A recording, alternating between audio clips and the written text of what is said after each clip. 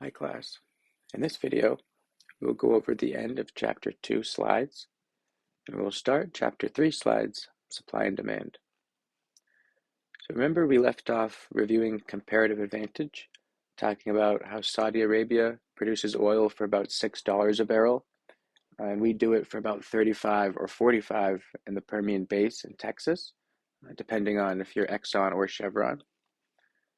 So they produce these goods at a much lower opportunity cost than us, so it's in their interest to specialize in producing this, export this product to the rest of the world, and then we can buy this product cheaply and specialize in what we do good, what we have the lower opportunity cost in. So that's kind of the whole theory. I remember we were talking about Bangladesh, India, China creating t-shirts. That's another good example. They can do that a lot cheaper than we can for various reasons, regulation, lower labor, etc. But that's their comparative advantage. And we can specialize in other things, such as creating platforms with AI like Google, the cloud, Microsoft with Amazon, etc.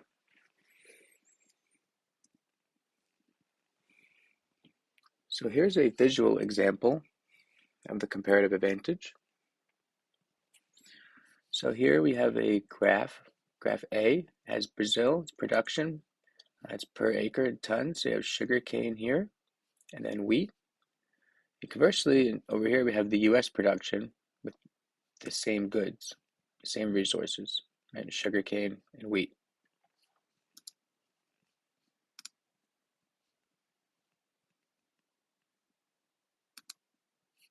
Okay, so as we can see here, let's say we're at point B. And point B in Brazil means we're producing no wheat, zero wheat, and we're producing all sugarcane. So let's say we want to give up 1 acre or 1 ton of sugarcane. So let's say this is 1 ton. We give up this much, and to give up that much sugarcane, we gain this much wheat, right? So that's our gain right there with wheat.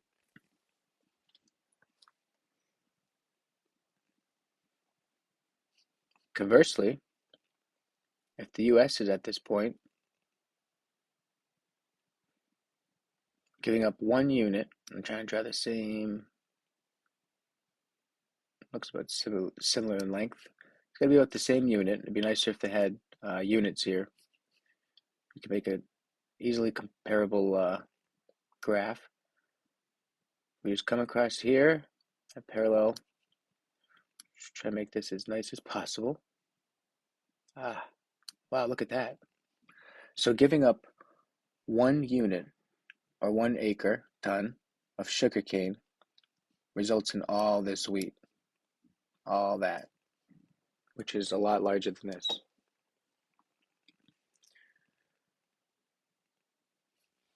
So it would be in the best interest of the United States to forego the sugarcane because it seems they're a little better at producing wheat.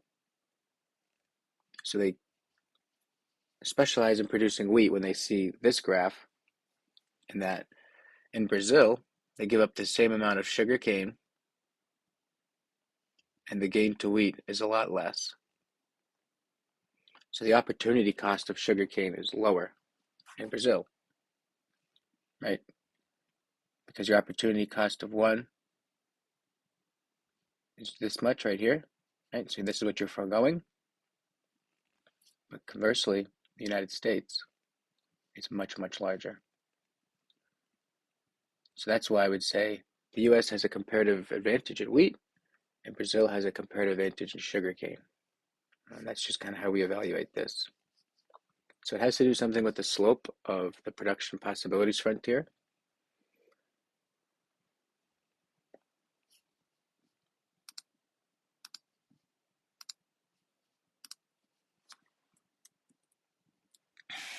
Nice. So we have some objections in understanding the economic approach to decision making. And one, essentially, people are irrational. So they don't always act in a way that fits economic way of thinking or traditional way of thinking. We can see that probably more and more as time goes on in the world. It becomes more and more irrational, it seems, unless it regresses to the mean.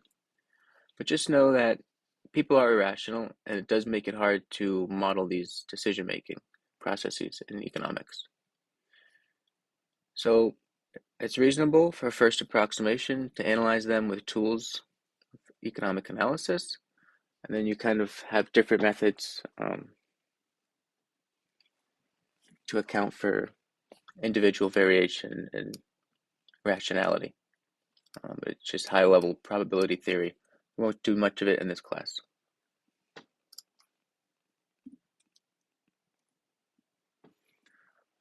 Also, it doesn't have any morality. So people, firms, and society should not act this way, and portrays people as self-interested. Economics is not a form of moral instruction. So it seeks to describe economic behavior that actually exists. Okay, this is really important. We're just describing economic behavior that has actually existed. So essentially, this is why we're getting the data from Fred, and we get all these random datas. The USDA, there's a lot of demand for different goods, being food. So you just describe economic behavior. You wouldn't throw out this data because it doesn't match the theory. That's the way I approach this. So it's just describing the world as we see it, and it's factual. And this is why I'm trying to get you guys already into data and with getting Fred variables, because in my opinion, this is actually describing economic behavior, and you're already doing it. When you write those 5 paragraphs and you're doing descriptive analytics about describing the trend that you see in shares of GDP, this is it. Right? You're being factual. So this is what we want to get as a young economist now. All facts. So you apply the facts and you evaluate theory with it. The invisible hand. It's a concept that individuals' self-interested behavior can lead to positive social outcomes. This is Adam Smith.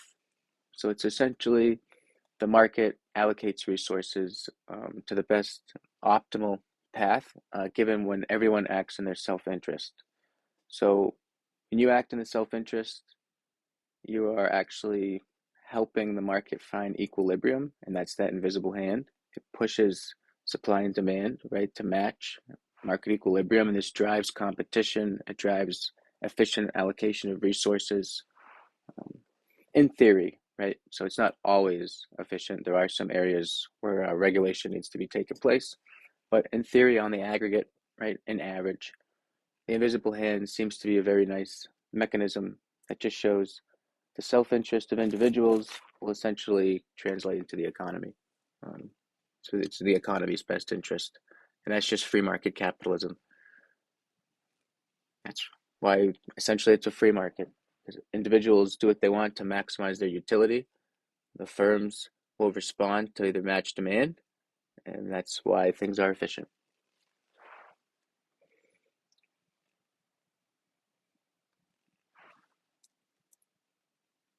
That's it for chapter 2. If you have any questions about this, you can email me. But we will review this probably the end of chapter 2 and start of chapter 3 for about 5 minutes on Monday. Just a very quick review. So if you have any questions, you could save them for then.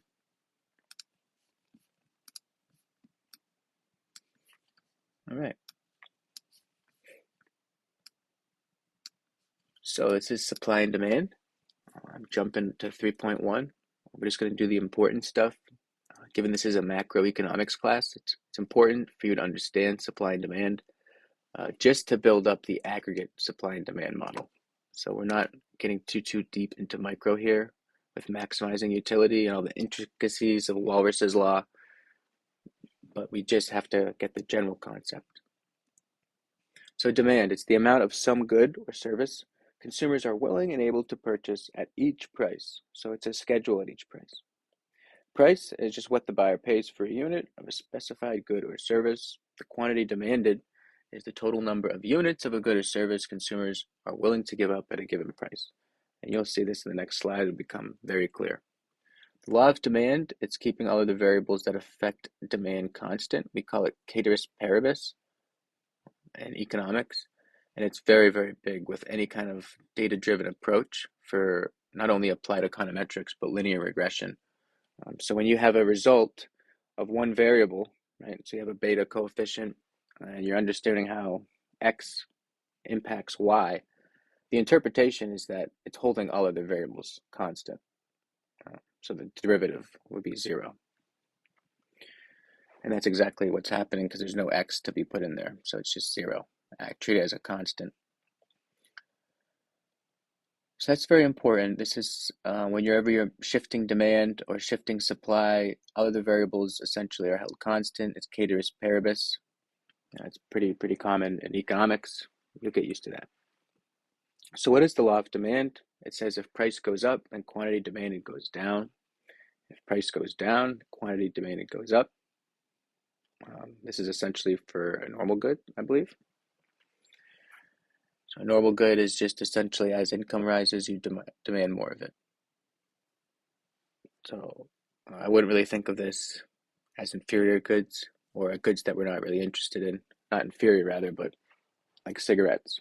If you're not a consumer of cigarettes, I wouldn't really care if the price goes down, and I wouldn't demand more. Assuming you can't resell them, it's illegal. So there would really be no incentive for me to store cigarettes because I'm a law-abiding citizen. So, demand schedule, it's a table that shows a range of prices for a certain good or service and the quantity demanded at each price. Conversely, this table can be shown through the curve, and it's a graphic representation of the relationship between price and quantity demanded for a certain good and service. So you have quantity on the x-axis and price on the y-axis. And this is what it looks like right here. So right here, you can see at a price of $2.20, there'll be 420 million gallons of gasoline demanded. Conversely, if the price is $2, there'll be 460 million gallons of gas demanded. So a 20-cent decrease increases 40 million gallons being sold. So in this case, not like the cigarettes case, you could, if you had a large storage tank at your company, business, or maybe house of residence, then you could fill it up, right? So you fill up extra storage that you have when you see that the price is lower. And that's kind of the theory of the law of demand. Or essentially, people just want more if they can get more for their money. All else equal, ceteris paribus. So that's really the law of demand. Well, how to think about it. It's just kind of intuitive. So if pizza is $5 a slice, you might buy one slice. If it's $2 a slice, you might buy two slices. And if you can get pizza for 25 cents a slice, well, you might just take advantage of buying 8 slices for $2 because, well, it's very, very cheap and you have the money. And it's kind of a fear of missing out, so why not do it? Maybe you have cold pizza the next couple days. So these are all the points, right? These are all data points that would be in a table, and we just map these data points, right? So you have $1 per gallon and 800 million gallons. So we just get this data point, right? A Y and an X value, and we just plot it, and then we just connect the line, right? We connect with a line. It's that simple. And the downward slope of the demand curve illustrates the law of demand. It's an inverse relationship between price and quantity demanded. So supply follows the same concept. It's the amount of some good or service a producer is willing to supply at each price. So instead of demand or purchase, right, so it's the quantity demanded. Now it's just what the producer is willing to supply. Quantity supplied, total number of units actually supplied, right, are willing to be sold at the given price. And the law of supply is that if the price goes up, then quantity supplied goes up. If price goes down, quantity supplies goes down. So as price goes up, a firm will be more incentivized to produce that good, and that's why the supply will go up. So think about A good, decent example might be homes right now. So there's really not a lot of supply of homes. The price was going up quite rapidly the last 2 or 3 years. Now you're starting to see that supply hopefully start to catch up. And the supply will go up. Examples of this are a lot of young individuals are getting into carpentry, they're getting into foundations, they're getting into home building aspects, electricians, plumbers, which is good. So the quantity essentially is kind of always chasing the price because individuals that might have went to college a year ago, they now see that they can make good money being a home builder. So they start at 18 years old being a home builder right away. This helps get the quantity supplied go up. So it's this mechanism, right? So this price drives people in the economy to kind of produce this good, and then the quantity supplied goes up to match the demand. And this kind of goes back to the invisible hand with Adam Smith. It's the great part about free market capitalism. So it's kind of a nice little elegant dance.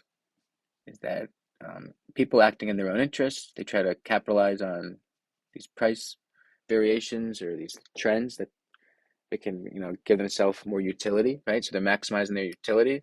This individual might make 100K, 18 years old, building houses, so he's very happy now, and it's contributing to the quantity supplied. He's doing this all because of the price went up. So I hope that's clear. Let me know if you have any questions about that. Similarly, we have a supply schedule, which is just a table that shows the quantity supplied at a range of different prices. And the supply curve is the same thing, just a graphic illustration. You have the price on the y-axis, right? So price on the y here, and you have quantity of gasoline here. So this is the supply. So this is how much a company would produce. So if gas is at $2.20 per gallon, the company will produce 720 million gallons, or maybe even release 720 million gallons if they have a large reserve. Either way, they're putting 720 million gallons in the market, right? So this is a market. Remember I said everything is a market in the world, everything. And it comes down to two things, supply and demand, dictating the price, right? So that's all it is. It's two things dictating one thing. So it's essentially just three things that every market is made of: supply, demand, and price. And it's very, very important. Conversely, down here, we have $1. The firm will produce 500 million gallons. So they go the opposite as the consumer. They are less incentivized as the price goes down to produce more. So the upward slope of the supply curve illustrates the law of supply. At a higher price leads to a higher quantity of supply, vice versa, right here. So it's inverse than the demand curve. The equilibrium is a combination of price and quantity when there's no economic pressure from surpluses or shortages that would cause price or quantity to change. So this is exactly when quantity demanded equals quantity price, and it's the intersection of those two lines. And we'll see it. The intersection of those two lines, that will be the equilibrium price. You'll get a y value that'll live parallel to the intersection, and that will be your price. I'll show it to you. And going down vertically, so it's perpendicular, it's orthogonal, it would be the quantity at which quantity demanded, quantity supplied are equal for a certain level. So when that line intersects, you go down, that'll be the quantity, it should be equal, and then the price, that would be the price that you'd set in the market. Well, the price would be in the market, right? It's set by these supply and demand forces. It's not set by anyone. It's set by the invisible hand, right? So a surplus or excess supply is at the existing price. Quantity supplied exceeds the quantity demanded. So this is not an equilibrium, and we'll see this in a few slides. Conversely, there could be a shortage or excess demand. And this is quantity demanded exceeds the quantity supplied at the existing price. So this is big, at the existing price. So what's going to happen is the price is going to move, and then quantity demanded, quantity supplied can kind of catch up. So we need to shift out one of these quantity demanded or supplies to the left or right, and we can slide the price where it belongs. Much easier to see visually, which we will. So this is the demand curve right here. And the supply curve, S, okay? And right here is the equilibrium. Right here, right there, E. So you see the demand, right? Downward sloping, law of demand. Supply, upward sloping, law of supply. And they intersect right here. That's what I was saying, the parallel line going to price at the intersection. It would be 140. That's what correlates to the y-axis value. For E, it's 140. So the equilibrium price is $1.40. And conversely, we go vertical, come down right here at the E, and it's 600. So 600 millions of gallons of gas will be produced. And at this point, you can see demand matches supply. So there'll be no shortage. There'll be no surplus. Now, conversely, let's say the price is $1.80. Okay. Now at $1.80, let's go over across. This is how we do it. We come over parallel, $1.80, boom, right? It hits the demand curve right here. So the demand at $1.80 is 500 million gallons. Okay, does everyone see that? Right here? Right here. Right, so that's the demand. It's on the demand curve. And it's parallel to the price. See, you hit it, so that's where it lives. That's the demand for that price. Conversely, we haven't hit the supply curve yet, so you keep going parallel till you hit the supply curve. Boom. All right, so at $1.80, firms want to supply 700 million gallons of gas, right? So if they want to produce 700 million, but the market only wants 500 million, well, that's a mismatch, and it would be a surplus or excess supply, right? Because there's an extra 200 million gallons of gas that are essentially not in use. They're being wasted. It's not allocated productive. So the firm would be better off doing something else with this production, right? There's an opportunity cost. You're hiring labor with inputs, refining, actually getting the petroleum. There's many different factors here, and you're wasting some resources that you could put somewhere else. Maybe even give extra dividends to your shareholders. It could be unlimited what else you could do, but the opportunity cost is better than just wasting it. Like I said, this is a different example because technically I think you could store gas for a little bit of time. So there is an inventory that you'd have to kind of think about here. That's specific to these cases. Every firm has inventories, but ours are a little different because oil becomes national defense. So we have lots of reserves in our country that maybe our government could come purchase these excess supply or the surplus in a given quarter. When a firm overproduces, maybe they'll get a discount on this. They'll purchase it at like $1.20, $1.40, and then the government can fill up the reserves. Just speculation. I'm not very well educated in that specific procedure, but just to get you critically thinking of economics. Okay? Conversely, down here there's a shortage. So at $1.20, we'll just run through it real quick. So at $1.20, the supply is right here. Oh, wow. See that? Switched. Now we hit the supply first. So the supply would be about 550 million gallons. That's the supply right here.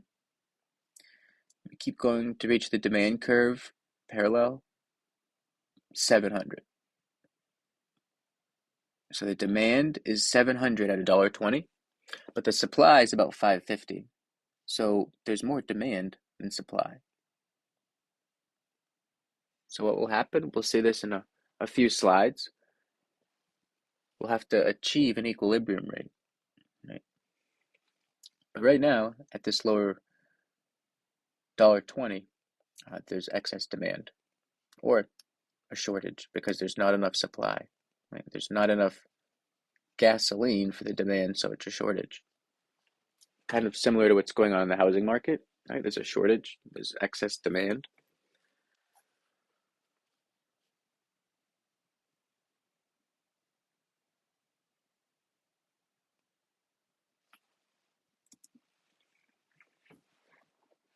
So ceteris paribus, it's the Latin phrase meaning other things being equal.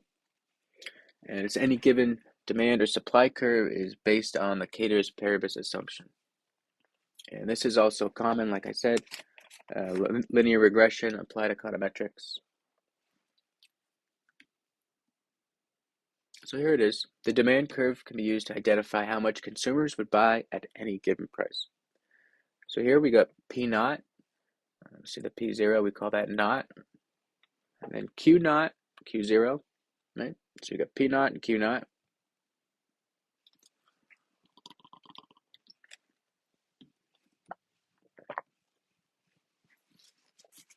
So if income increases, right, consumers will purchase larger quantities.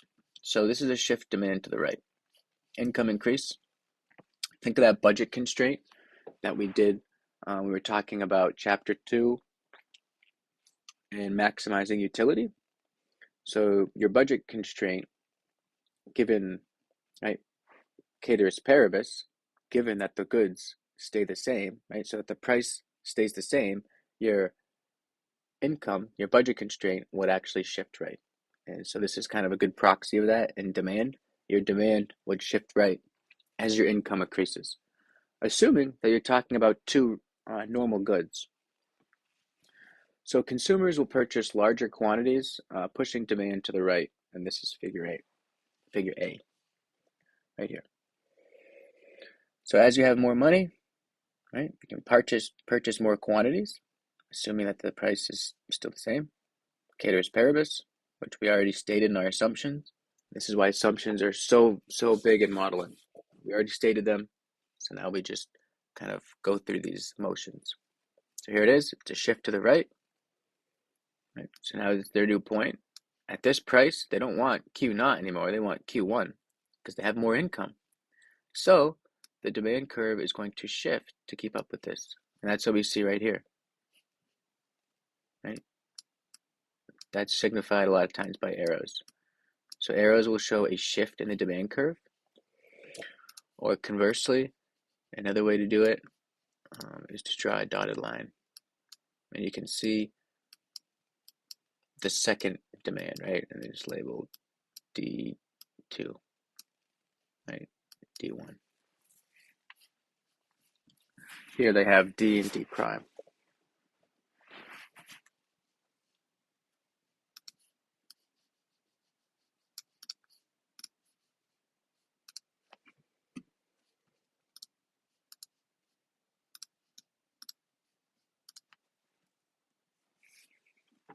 So here we shift the demand curve.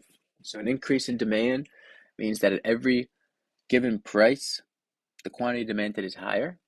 So that demand curve shifts to the right from D naught to D1. Right. Here we go. D naught right here. Right. So a shift to the right is increased demand right there. Boom, to the right. Because at this price right here, $26,000, right? Originally, we wanted 17 units about. And then with more income, we're more about 19. So it increases, right? So it shifts right. Conversely, a decrease in demand would go left. So if you're up here again, $26,000, let's say it's about 16 quantity demanded. If you have less money, less income, less resources, potentially credit, if you're a business, maybe one of your loans has been called back. So your demand is decreasing. So you come this way for $26,000, boom, right here, about 13. So we see how that works. So an increased demand will shift to the right. And notice it's shifting to the right with these arrows, to the right. We're not shifting along the curve. That is totally different. We're shifting the whole curve to the right, right? So if we had D2, let's say our income went up again. Meta just paid a dividend, which they did, and it's impressive. So our income goes up, Meta went up 20%, they're now paying a dividend. So we come like this. Again, right? We just keep shifting it as our income would increase, depending on how much our income increases by.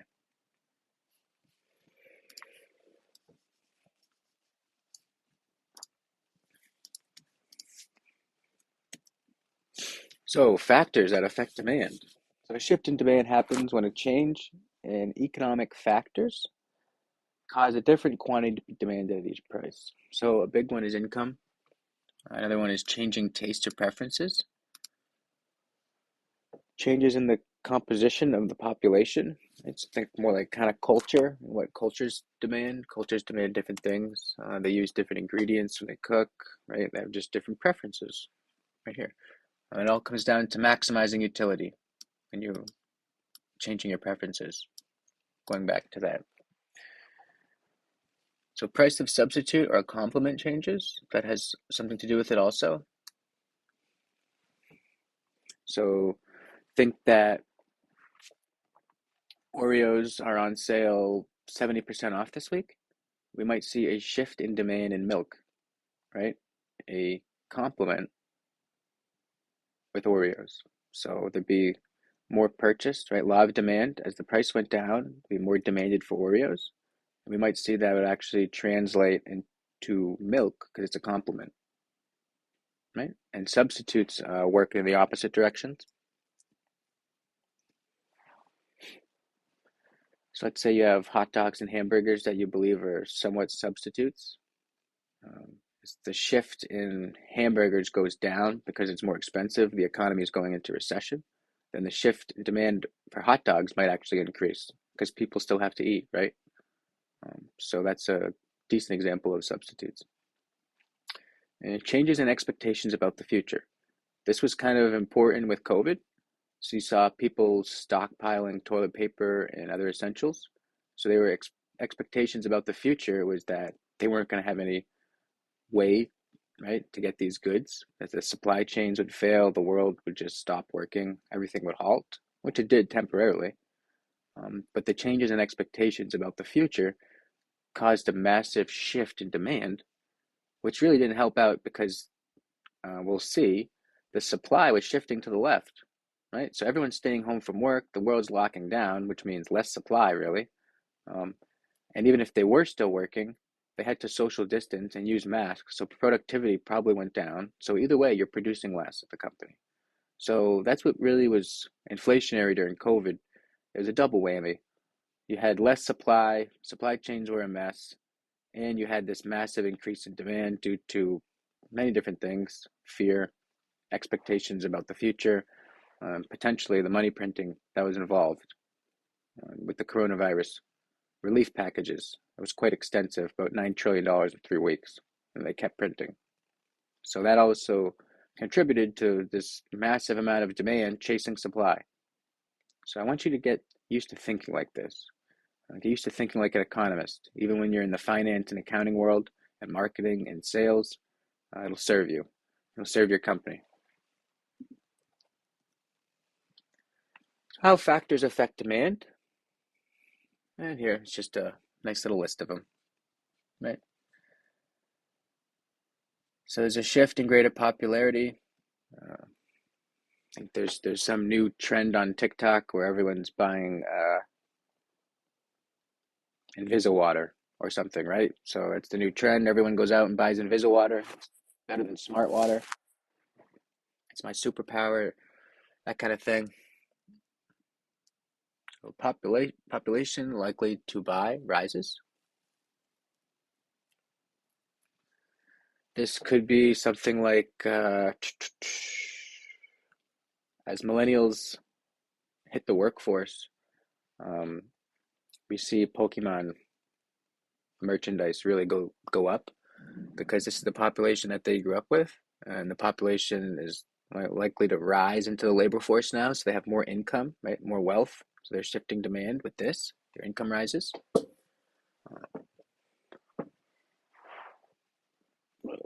Price of substitutes. We could go over an example of each one in class if you have specific examples. I don't want to take too long here. I know this is a video recording, and I do want students to watch all of it. So you can see here, this is the list of factors that increase cause and demand, right, from D naught to D1. And over here, this is factors that decrease demand, right? So it's just the inverse. So if something's become less popular, like cigarettes the last couple of years, population likely to buy drops it. Think about this with like newspapers. So older individuals, they're more likely to buy newspapers in traditional sources of media, and as they get older and they move on to different endeavors, different lives, then their purchasing drops, right, by default, because their population's kind of getting eroded. It's just true. We'll talk about this in economic growth, but population's a big part of economics in the macro economy. We have the income can drop, price of complements rise, future expectations, right? Could also discourage buying. So I think in COVID, they definitely encouraged buying. But originally, the first week or two, I believe that actually discouraged buying. You can see that with the massive drop in the Dow Jones. Uh, Stock market was very fearful that there'd be a downward spiral, downward economic spiral. And this is also very common in like recessions, right? So if you think that the next year is going to be a pretty dark place in the economy, you're not going to buy so much right now. You're going to kind of hunker down for the storm. Make sure you have what you need. So you won't be taking that extra trip to Disney, or you won't be buying that extra Pokemon card or Pokemon Go stuffed animal.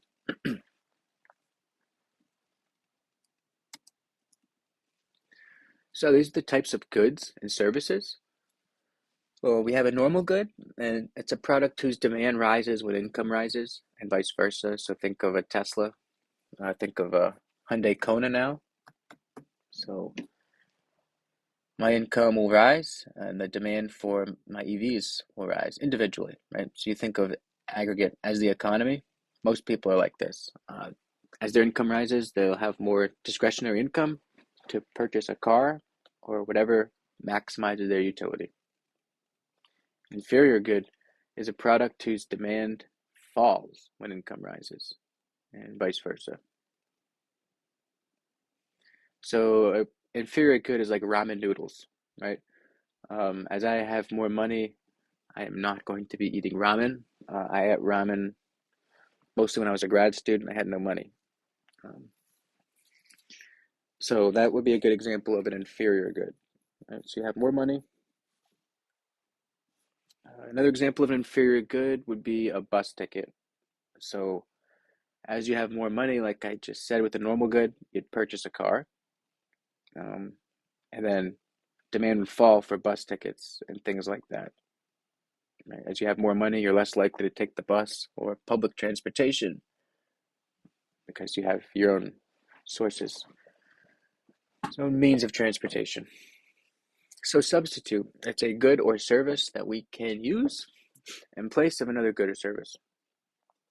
So think about what I just, hot dogs and hamburgers aren't probably the best example. Good example of a substitute.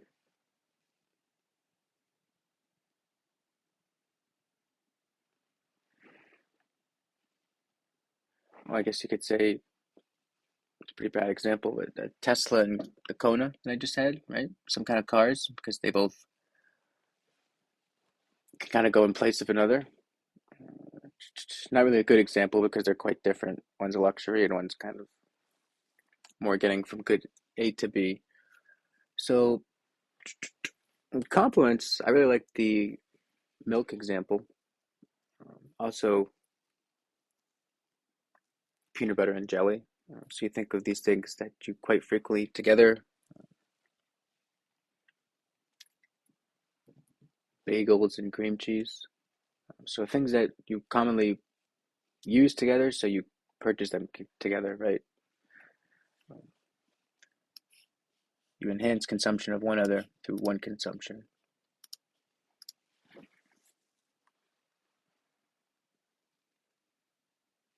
So substitutes, I mean, for lack of a better example, would just be Coca-Cola and Pepsi, right? So to me, they taste pretty similar. And if I want a nice carbonated beverage, I'll take a Coca-Cola. And if they don't have Coca-Cola, I'll easily take a Pepsi. It really doesn't matter to me. So that's an example of a substitute, but I was trying to think of a higher level example. In class Monday, I'll have one for you. Guarantee it. I liked something more macro related.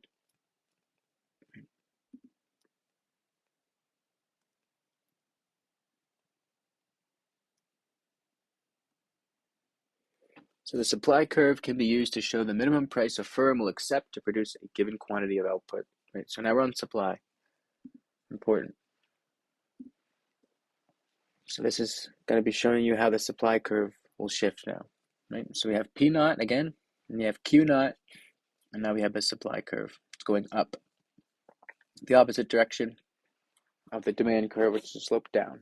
Okay. So the cost of production and the desired profit equal the price a firm will set for a product. So you have the cost of production, it might be very low, might be very high, and they put whatever they feel is reasonable for their shareholders, right? They might have some kind of dividends they have to pay out here. They might also owe some money, right? So you have to account for this kind of thing, right? When you're just putting the inputs of cost here, your factors of labor, which are just labor, electricity, your raw material inputs, your productivity, your entrepreneurship, right? Which are just your kind of ideas. Think of Henry Ford when he created the production line. That was entrepreneurship, but it was a factor of production. So those are the two parts before they set the price, right? They're trying to understand what's going on beneath the surface here to produce the product. How much does it cost? Because the cost of production and desired profit equal the price a firm will set. If the cost of production goes up, right, the price for the product will also need to go up. Because they're not going to just take a loss on this. Remember, this is free market. We're talking free market capitalism here. There are some industries, like in China and other countries, that are just heavily subsidized. So it's different. If the cost of production goes up, the price may just be set, right? But it's just subsidized by the government. So these are just free markets. Just remember, free markets. So right here, as you can see, we go from P naught to P1, right? You have a higher cost, but you have the same desired profit right here.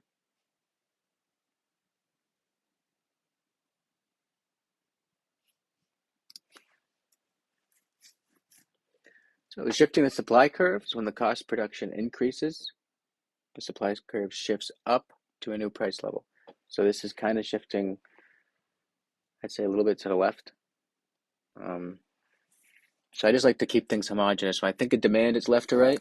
So I don't like to think up and down really with supply. So it is technically up, but I also I like to think of it kind of a little bit to the left. just to stay homogeneous with demand, but it's technically up, right? As you can see here. So this was the first price that they're producing at. Same quantity, produce up, right? So this would be their new production. And for another quantity, Q1, this S1 would live on the same line.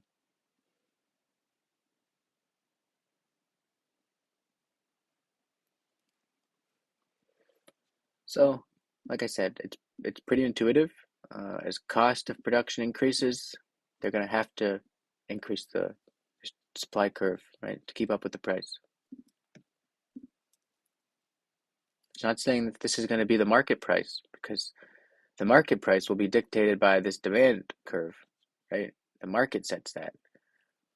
But this production table can be set by the company, right? They will say that at P1 we produce this amount of goods, right? That's that. This is what we were willing to produce at this price. So they show what they're willing to produce at this price right here. And then the demand will be overlapped on it, what the consumers are willing to pay, right?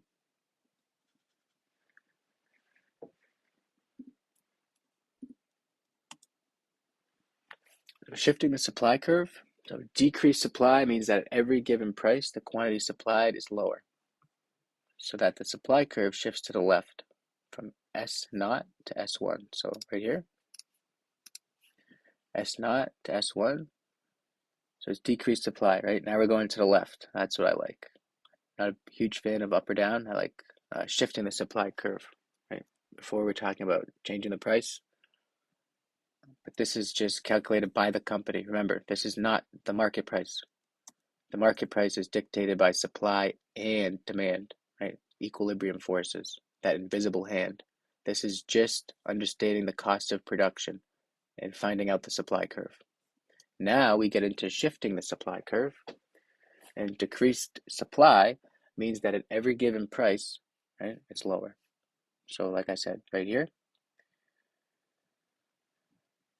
we have about 21, maybe had 24,000. $24,000, we're supplying about 21 of the good. Conversely, that same $24,000, and supply one, we're now supplying like 19.5. So for the same price, we're supplying less. So that's why we say the quantity supplied is lower, the curve shifts to the left. Now, if we're ramping up supply, right, we're increasing production, we move to the right. So this means at every given price, the quantity supplied is higher. So the supply curve shifts to the right from S0 to S2. Right? It's just one shift. See by these arrows? The arrows are very helpful. Also, I like drawing different kind of lines, right? Just do a dotted one maybe. Of course, taking your time, going a lot more professionally. These are also good ways to show shifts in demand without showing the arrow. So a little more aesthetically pleasing for me. I'm more of a visual learner like this. Everyone's different. Some people might prefer something with the arrows. It's up to you. There's no right or wrong answer. However you learn better.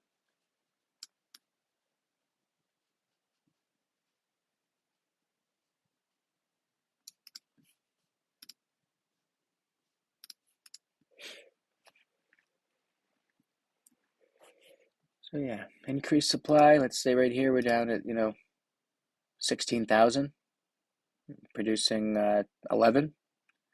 Increased supply means at 16,000 we now produce 14. Okay. So a shift in supply, when a change in some economic factor other than price causes a different quantity to be supplied at every price. Right? So I'll say that again. So a change in economic factors other than price causes a different quantity to be supplied at each price. So what could change the quantity supplied at each price, right? What are some of these factors? Well, the inputs or factors of production. So it's labor, materials, machinery that is used to produce goods and services. So, I mean, you could have natural conditions, input prices, technology, Absolutely. Government policies are pretty big. As we talked about, some places get subsidized by the government, some have more regulation. And if you have more regulation, that might actually kind of choke down on production a little bit.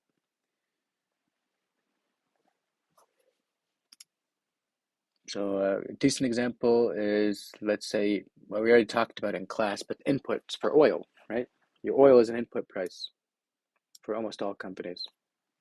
Um, and if not, electricity certainly is, assuming you're not 100% renewable. Um, so as the price of oil goes up, right, your inputs or your factors of production increase, and that would actually shift the supply to the left.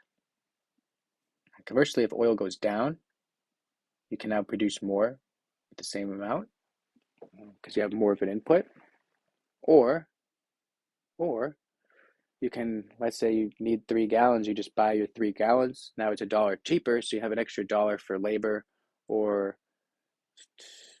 other materials,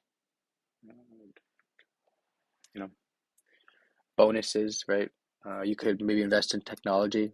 If it was more than $1, buy some of the new AI tools, right? So these are simple examples, but companies are making decisions to save more than $1. And if they do, then they can maybe invest in R&D, right, to increase their production line with some kind of new technology, maybe some kind of Microsoft Automate bot.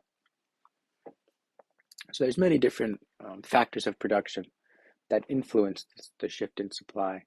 Raw materials are a large part of this for input prices. Labor and government policies is certainly one.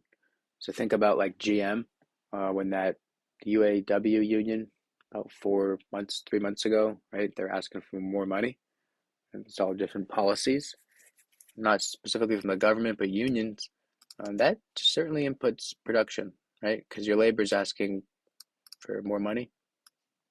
That could actually shift the production to the left if they actually choose to produce there, right? They could just ship your job off to China, or Mexico. I think Mexico. Well, China is really good with electric cars. They're the leader in electric cars. But as far as producing something in Detroit, you could just send it to Mexico if our workers really want a lot of money, and then you could just wheel it back over, put the tires on in the United States, and call it an American car, right? So there's always these things to think about. And it comes back down to comparative advantage. So government policies, minimum wage, our labor laws certainly impact a lot of this comparative advantage.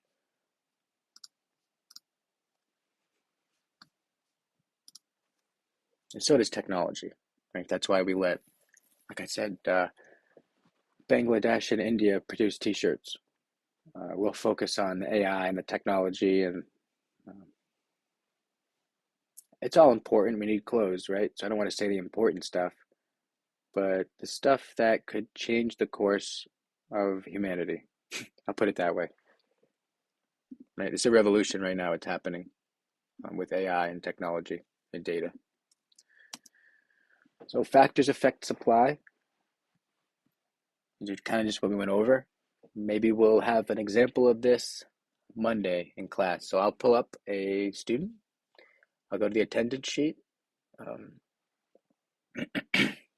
I'll select a name at random. I'm actually going to create right here an R function. I'm going to put every student's name, and I'm going to just randomly select a student, and I'll run the code. That way it's completely random every time we do this. So a student will come up, and they'll have to select one of these from the list and give an example of how this factor could affect supply.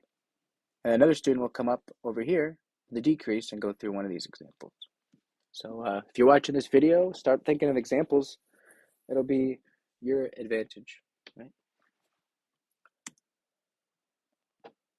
So this is changes in equilibrium, price, and quantity. So I don't want to get too much into the steps. It's pretty simple, right? You draw a demand and supply model. You decide whether economic changes affect. You decide whether the effect causes a shift to the right or left, and then sketch the new curve. So this is really subjective. Um, So you're deciding whether the economic changes, and to what degree, right? How much does it affect? How much does it shift? So this is very subjective for what we're doing, but at the higher levels and firms, what they're actually doing is very data driven, right? They're just putting all their data and production numbers into some algorithms, and they're getting a result. This is what it looks like.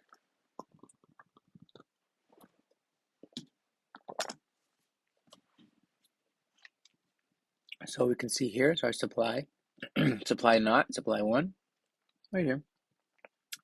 And it intersects the demand curve right here and about 225,000 fish and about 250 gives me, and then 325.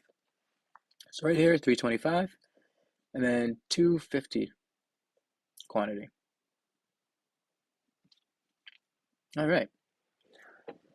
Now, let's say that the supply moves to the right.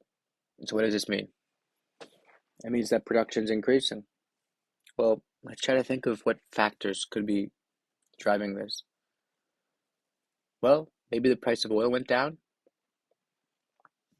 so that instead of just fishing for 7 hours a day, this fisherman now have money, the resources, right, to fish for 10 or 11 hours a day, right? So they spend the same amount of money every month on gas, but now that same money can get them more gas, so they can drive around the ocean longer and fish.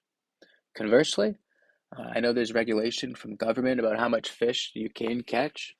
So let's say that those regulations are relaxed for a month, because we find out that there's really like a food shortage or something like this, right? So we have a massive shock, an increase in supply due to government policy. It could also be like factors of production. You could have more labor on the boat. It's probably unlikely, but it's more likely you'll probably have a second boat, right? With this kind of increase. You could also talk about something with natural resources, right? So the fish in themselves. Um, Maybe you're in a location up in uh, up in New England, okay? And this is like the off-season months now. It's getting a little colder, but with global warming, the sea temperatures, the ocean temperatures have been actually increasing. So this would allow that more fish, swim in this location to increase your production, right? So there could just be more fish in that area because of other natural resource reasons, like climate change. So a lot of times you'll have to put on your Sherlock Holmes hat or Shirley Holmes, uh, depending on who you are, and you just have to kind of really be subjective. Use your diagnostic analytics and understand why we see what we see, right? So the descriptive analytics is why we see this trend. Remember, diagnostics is why. Descriptive is what we see, right? We just describe the trend, and diagnostic is why we see that trend. So this is a good example of diagnostic analytics, right? Why do we see this shift in supply? And this is what it's doing.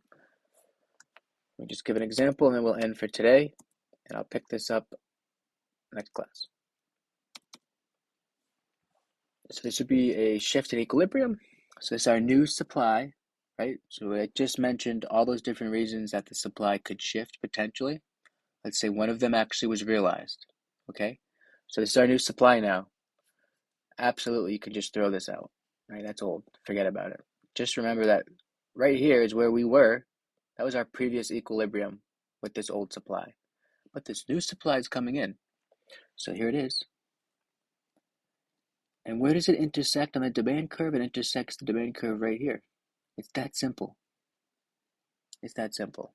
So that's going to be our new equilibrium point. That's our point of production. And this is where the invisible hand has guided market allocated resources. So it'll be about 550, right? 1,000 fish produced, about 250 a piece. It's much different than the 250 produced at 325. Right? So we can see as this production increases, it slides down the demand line It's a lower price